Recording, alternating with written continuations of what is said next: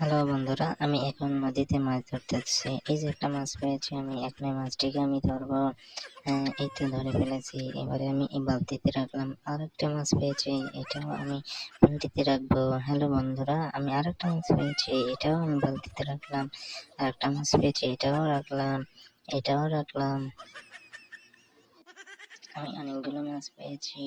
এবার আমি বাসায় নিয়ে যাই, আমার আন্টিকে নিয়ে যেয়ে দিই এবং তিনি রান্না করবেন। এই যে আন্টি, নেন আপনার অনেকগুলো মাছ এনেছি। এতগুলো মাছ? হ্যাঁ আন্টি, অনেকগুলো মাছ পেয়েছি। আচ্ছা, তোমাকে ধন্যবাদ।